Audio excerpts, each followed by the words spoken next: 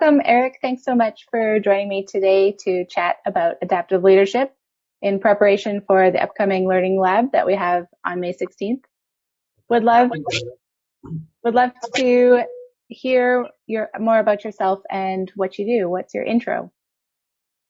Well, where to begin? I think it's this question of, who am I? What's my story? My father once said to me, when you go on vacation and you come back, or if you've lived overseas for any period of time and you come back and people say, how was your trip? You have maybe like 5 minutes to tell them about the whole trip, so he say, tell a different story every time. Tell a true story, but tell a different story, because if you just tell one story about who you are or where you've been, that becomes your only story. So I'm listening to the invitation to introduce myself here, thinking, what is the story I want to tell? I think for me, this idea of leadership came up probably firstly as a young child growing up in Detroit. So for folks who might be listening to this video who know anything about Detroit here in the United States, it was a rough place to live. We were the arson capital of the world for many years, the murder capital of the world, and there was just a tremendous amount of decay in the city that was really a harbinger for a lot of what was happening, the erosion of the middle class in this country. And so as a young child watching literally every summer, we have spring right now where I am, and as spring and summer set in, you could see the decay. You could see the houses crumbling. You could see the streets crumbling. Crime would increase. And so I kind of sat there every year as a kid saying, why doesn't somebody do something about this? A mayor, a business person in the community, a mother or a father. And I was just really struck how really good people, even good intentioned, good-hearted people, can do things or not do things, for that matter, that aren't in their best interest. And so, for me, that was the curiosity, is when you see that things are getting progressively worse around you, or could be better, what is it that keeps people from doing something about it? I became an engineer, thinking that maybe engineers are pretty smart and they know how to solve these kind of problems. But, no surprise to you, I'm sure, Danielle, working in international development and social impact is, even in places like that, smart places, committed places, you still see people who are kind of doing things despite their best interests. And so for me, that was a really confusing time. Say, well, gosh, I thought engineers could fix anything. And there's problems they can fix, certainly, which we'll talk about later on in this interview, probably. There's a lot of things they can't. And so I think for me, the journey has been one of kind of going from that left side of my brain, that analytical side, to the right side, which is more about people and processes and systems and feelings, which is not something as an engineer that you get learned, or you learn how to talk about or work with. So that's been the journey, I think, is from the left side of my brain to the right. And while I'm told that's only about 2 or 3 inches, it's taken me about 40 years to get there. I can imagine it's quite a shift, but so now you have a more well-rounded view of how to tackle some of the challenges and develop more leadership skills that might, like you said, not everything can be solved with a cut and dry, step-by-step engineering solution. So how were you first introduced to this journey on the other side of your brain in terms of leadership as a practice and as a field of study? How did that start? Well, there again, there's two stories. So there's the story in hindsight, which sounds something like, I'm an engineer by training, always interested in kind of big systems type things. And after I've been living in Japan for many years, which at the time I was there was very much the center of this whole world of management, and leadership theory, because it seemed like the Japanese were doing something quite special at the time. But when I came back to the States, I got involved in international development with one of the Rockefeller family foundations. It wasn't a foundation, it was an organization that did international development. And I was intrigued, again, how there was a systems thinking approach to this work, which I had not expected to find on the right-hand side, so to speak. And yet, consistently saw that people, despite having good intentions and even a lot of resources, when you're working with the Rockefellers, you have a lot of resources for the most part, and you can convene and bring people into the room, elected officials, heads of state, it doesn't matter, you call and they generally do come. And yet, I was not seeing the kind of impact happen in those projects that I think we all hoped were possible and really dreamed were possible. Things were happening, but not at the level we thought. So I, again, grew a little bit disillusioned and happened to come across this work of adaptive leadership. A guy named Marty Linsky, who's one of the founders, came to a retreat that was being held at the Rockefeller Estate, of all places, and he made everyone angry by calling out the obvious, which in that case was that there were not people, while we were helping marginalized people, we said we were with them. They weren't in the room. I know this is something Acumen has struggled with over the years. And that kind of small act of calling people out, I was intrigued by. He ended up not getting hired, for the record. But I was intrigued by, what is the theory, the leadership, the model that he's trying to embody here, and discovered adaptive leadership in that way. So it's been, and then from there, it really evolved into the work I'm doing now, which is really democratizing leadership and bringing this framework of adaptive leadership and other tools out into the world in a bigger way, which we can talk about later. So that's kind of the story, the more, in hindsight, golden thread that I see through all these different disparate moments. But the other story, which is equally as true, is, well, I was, in Japan and I met a girl. She happened to she was from New York, but she was working in Japan. We got married and I came to New York. I was in New York and met a guy who happened to be the head of the organization that was doing this adaptive leadership work in Cambridge at the time, but wanting to bring it to New York. And he looked pretty despondent. And I said, well, what's wrong? He was a pretty chipper guy overall. And he said, well, my CFO just quit. Do you know one? And I said, well, hire me. He said, well, do you do finance? I said, no, but I'm an engineer. I can figure it out. And so that was the other kind of somewhat more nonlinear path into this work. But I'm glad I found it. It's been a wonderful gift doing this kind of work of leadership development with pretty extraordinary people throughout the world. I love how you tell that story with two threads, and that both pieces are true, because that, looking back, you can definitely connect the dots in ways that might not be apparent at the time, but clearly you were meant to be on this path and doing this work either way. Well, if I could just say, well, I appreciate you noticing that. I think if you were asking what do, I think I might say that in a way, I see myself as a storyteller in that understanding that our world, at least our social world, is built of stories or narratives or myths. And I think these deeper stories of who we are as a people and as a culture are shifting right now. The stories that tell us why we do what we do, what's real and what's possible, how to live a life, how things work on Earth. These are shifting. And so the work of leadership, as we think about it, and adaptive leadership oftentimes is about surfacing and challenging those underlying narratives and stories. And that's deeply disturbing to many people who are wedded to and have a sense of ego and identity that comes from telling themselves the stories they've been told by society, and even by themselves in some ways. So storytelling definitely is core to this work in many ways.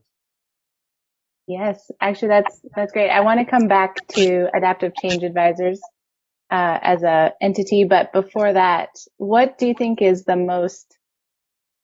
what is the story that leaders tell themselves that you find yourself myth busting the most in your work?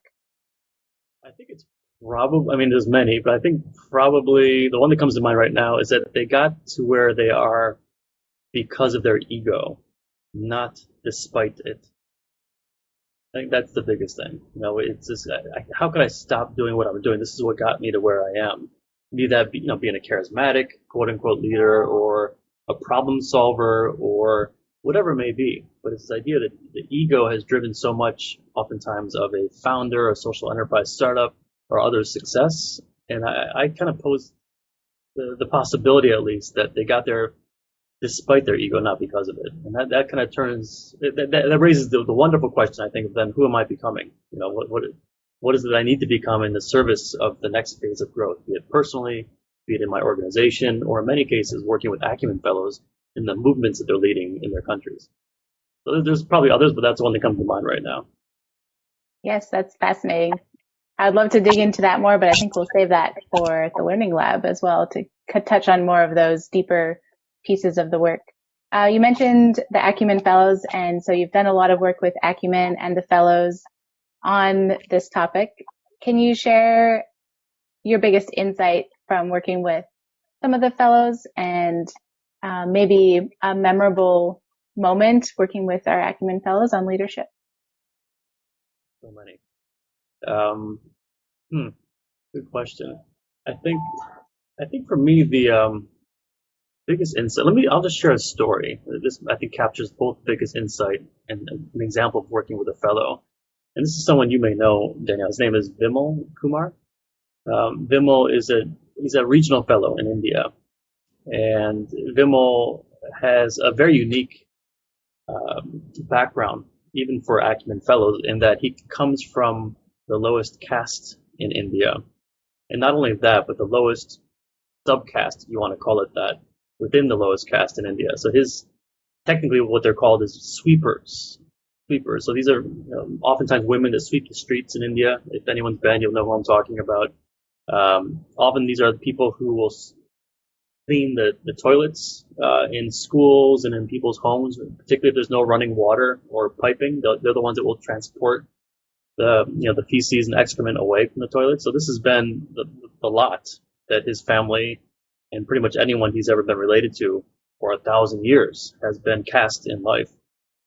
And I met Vimal as a fellow in a fellowship program, 3 days, after which he said to me afterward, he said, Eric, I want to do this work of leadership development.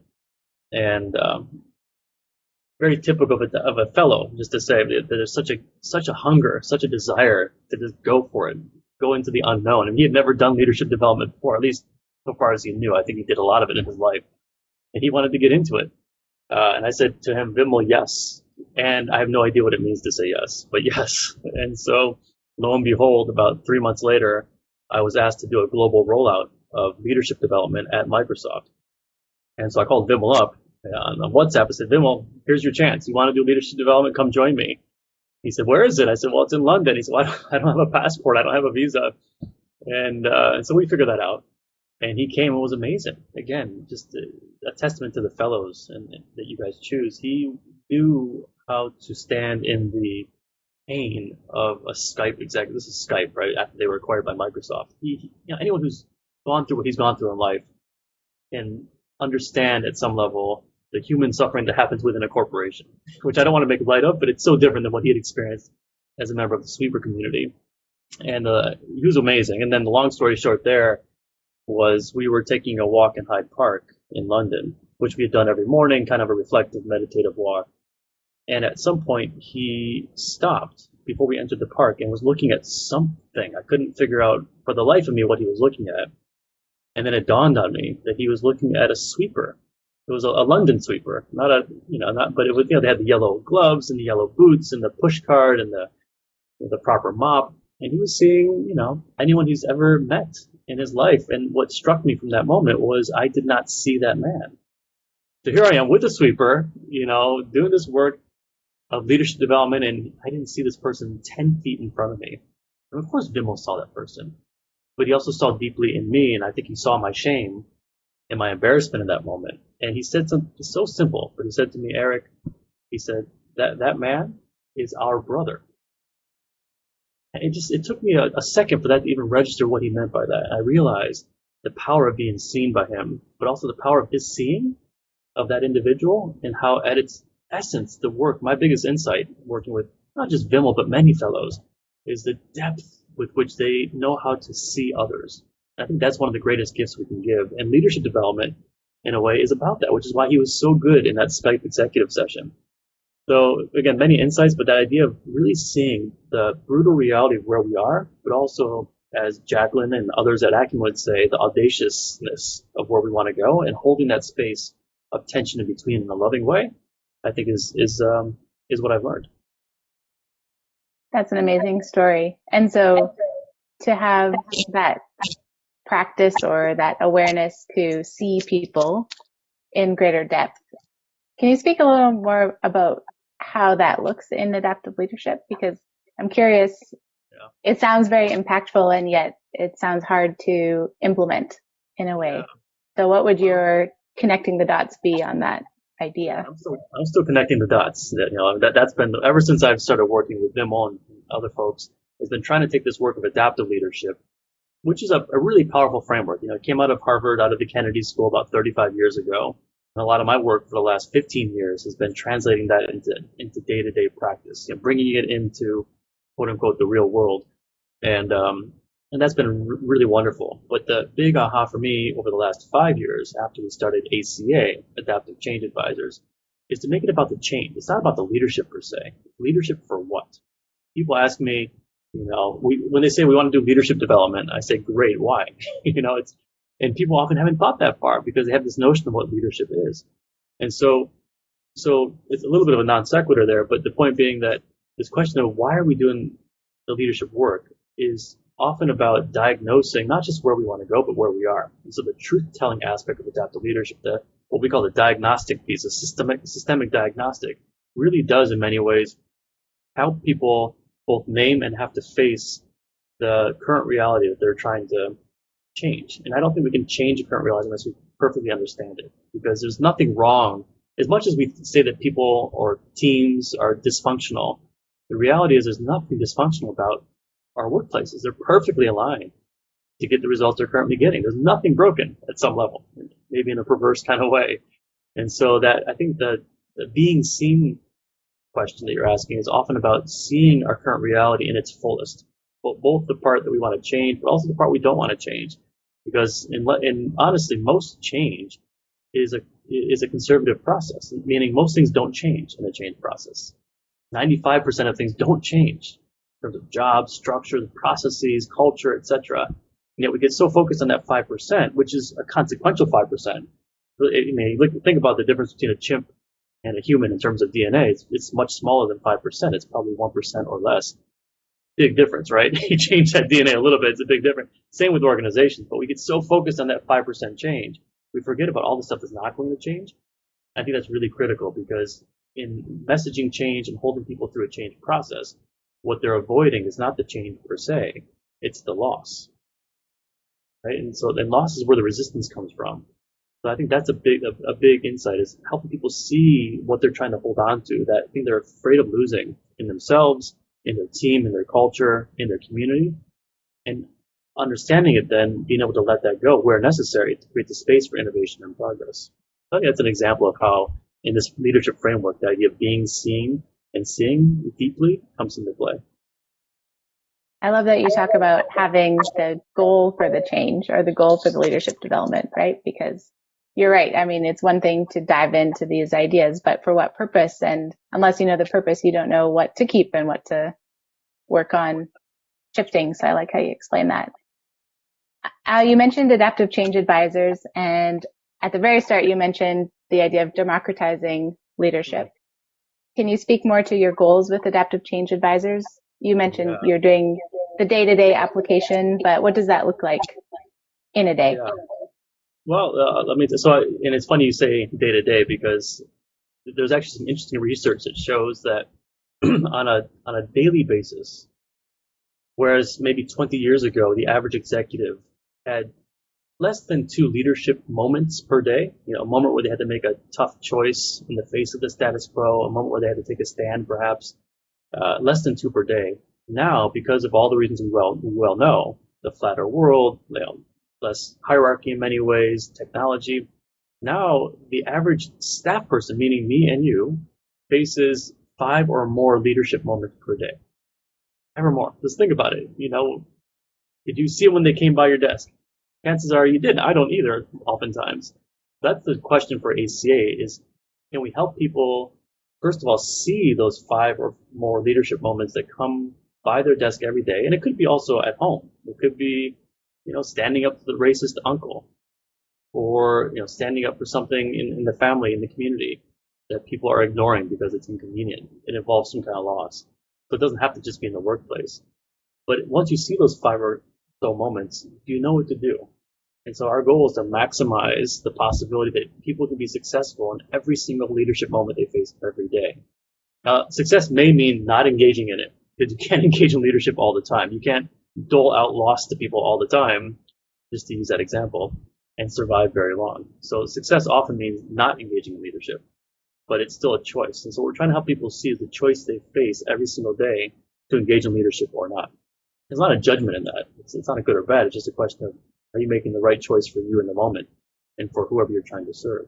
That's what we're really trying to do, is increase that likelihood. And so one way to do that, of course, is to provide access to very high quality leadership development resources, obviously, which is why we love partnering with Plus Acumen. It's been amazing how many tens of thousands of people, if not more, we've reached over the years through that course. And I get stories from people all the time about the power it's had in their lives and in their careers. So that's one way. There's also this second prong to the work, which is working with people like Vimal, because access to ideas is one thing, but people learn leadership from people. So what really excites me is having people locally available in a local language with all the nuances that entails, available to help people exercise leadership in those really tough moments. It's kind of like, back in the day, I think it was Pepsi or Coca-Cola had a motto to have Coca-Cola within arm's reach of anybody on the planet. I don't know if they got there, but we want to really get to that same aspiration with leadership development. So anyone, anywhere, when they need a moment of courage or insight or diagnosis, they have someone available to them, or a course. And then the third part of democratizing leadership, which is a little bit harder to describe, is the idea not just of democratizing leadership as in scale, but leadership that democratizes. So that kind of flipping the words. And leadership democratizes, not big D democracy. That's not for everybody. Maybe it's not even for people in the United States anymore. I don't even know.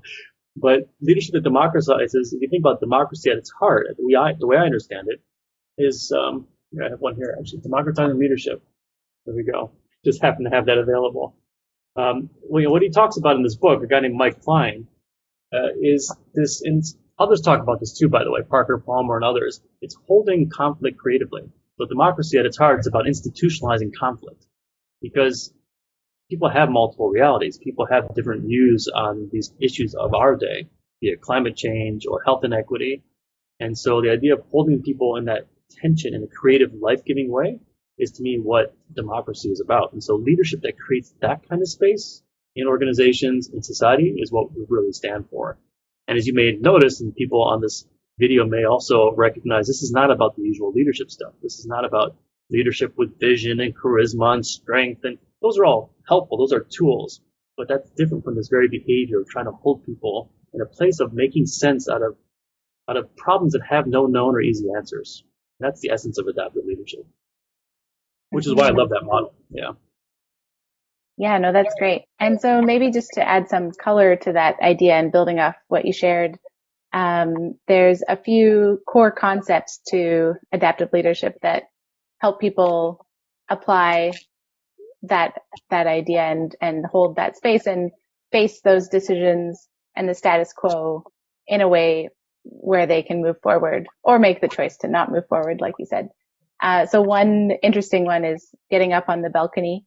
Do you want to speak a little bit to that idea, just to add some color? Yeah, getting up on the balcony is kind of an age-old idea in a way of getting reflection in the midst of action. So, and this shows up in sports. If you played sports before, being able to see the field, you see some of the best athletes are ones that are not just focused on the play, but they can see, in a way, the entire field of action. In the military, my friends tell me that seeing the field has a different meaning, but kind of getting above the fray. And so it's that idea of getting reflection in the midst of action, which could be something like taking a retreat as a team. It could be doing meditation or yoga in the morning. There's different ways people get distance from the problem at hand, and that's oftentimes where insight and creativity comes from. But one of the first leadership skills we talk about is helping people get on the balcony. And so to play with that metaphor, the idea is you have a dance floor and a balcony.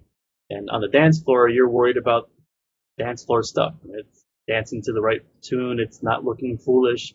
It's, not stepping on somebody's toes. It's all those kinds of day-to-day choices. And getting on the balcony is about seeing yourself in action, seeing others in action, and being more strategic about how you then intervene back on the dance floor. But because the pressure in organizations and email and, all these demands on our time are such that dance floor activity is what's valued, it's really important, if you're going to lead change and mobilize people to tackle these tough challenges, that you have a moment in your life, even every day. Mine is this room right now in the morning, before the kids wake up and life gets too crazy, and try to spend 3 minutes just getting on the balcony. Why am I here? What's my purpose? What's my work for today? And some other very concrete tools and techniques that we introduce in the adaptive leadership course about how you think on the balcony, think politically, think systemically, and then, of course, always get back on the dance floor, because that's where the fun is. Right. I love that. And to think of it as a frequency. So like you said, a daily practice or maybe a team retreat, you would want, I imagine, to have that in place at a certain cadence so that you're not losing that opportunity to step on the balcony. But as an individual, even just recognizing once a day to give some space for the perspective, I think that could be a really powerful practice for someone to put into place. Or joining a fellowship program, which is why I love fellowships. And the regional fellowships in particular at Acumen are great because people are actually working while they are fellows. You have that moment to get on the balcony for a retreat with others, and then actually get in and do the work for the next few months before coming back again. So that rhythm and cadence of balcony work is really important. Love that. Now, one thing I just want to ask, because you had mentioned in some of our notes before the call that you recently finished a book, Democratizing Leadership in the Age of Authoritarianism. Authoritarianism, the hard word. I think I might just call it a leadership moment. I think leadership. Yeah. Are you still in the process of working on that, or where are you at in the stage then? Yeah, I think I'll be rewriting that book in my head for the next 45 years, to be honest. Yeah, I'm still in the process. We'll get it published, I think, hopefully by the beginning of 2020. So right now, just working through all the pre-publication stuff. But it's been a really wonderful process. What we're trying to do in the book is capture the stories of Vimal, of other folks like Vimal, not just in India but around the world, who are by some definition very ordinary people, but doing extraordinary leadership work. We're following Vimal's story. We're following the story of a young guy here in the United States who is leading a clean energy revolution of sorts in really tough places, very anti-climate progress, as some would call it.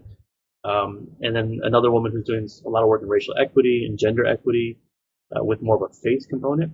And so we're trying to weave these stories in a way that makes these ideas of adaptive leadership, which could be quite academic sounding, available to anybody. So my ideal readership would be my mother. It'd be people who don't think about these things, and yet, in my view, are actually exercising leadership every single day.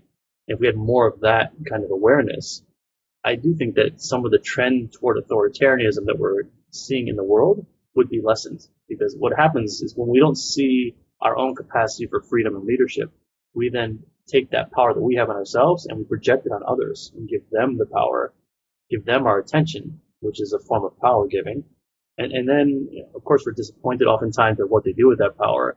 But even worse, we're really losing our own sense of agency. So that's really the goal, is to reach people who wouldn't be your typical readers of HBR, Harvard Business Review. But at the same time, my guess is that people who do tend to read that kind of literature too will find this quite useful, because it's very practical and I think common sense. Love that. So seeing the stories in action and not and recognizing your own power as a leader in your day-to-day life as well. Yeah, and the hard part about that book is that it sounds trite, right? We're all leaders. We love to say that nowadays, but what does it really mean to exercise leadership? So what I'm trying to do in the story as well is bring forth my own story and how I learned about leadership, not from a book, not from learning it in school, but from these very individuals and people like them, like the Acumen Fellows. And that's really true. And I want to try to share my own journey in that process, because I do think that's where these ideas come to life and have some integrity as well. So yeah, we're trying to not just convey the ideas and the stories, but actually convey them in a way that embodies the very ideas that we're trying to convey. So in that, I think there's hopefully integrity that people will feel probably more, beneath the neck, in their guts, in their hearts, in their souls, than just in their heads. Because leadership work happens in both places, below the neck and above the neck. So you'll tell me if we struck that right balance, Daniel, but that's what we're going for. Well, it sounds amazing. I can't wait to read that myself. So just to wrap up, maybe, if you could only share one piece of advice to somebody whose interest is piqued by this conversation and by adaptive leadership in general, what would your advice be? I think it would be to get on the balcony, particularly if you're going to join the Learning Lab. We're going to spend some time really trying to understand the tools and the techniques of leadership. But there's no reason to exercise leadership. There's no reason to to get into the area of loss and help people let go of cherished ways of being and doing, unless it's on behalf of some purpose that you hold dearly. And that purpose could be taking care of your family. It could be taking care of your community. It could be a bigger societal issue in some ways. I don't think there's any judgment in that. But when's the last time you had 5 minutes to step back and say, why am I here? Why am I here in front of this computer? Why am I here in this conversation? Why am I here in my organization? Why am I here on Earth? I mean, you can take it as big as you want, but being connected deeply to a sense of purpose, I think, will give you the courage and the stamina and the resilience to lead adaptively, because this is not a spectator sport. So I would say, doing some getting on the balcony time, reflecting on your own purpose, why you want to lead, not just because leadership is good, but leadership for what? I think that might be quite helpful. I'm going to do the same myself here before our learning lab too. Wonderful. Yes, I love that. Thanks so much for all of that advice and sharing those stories.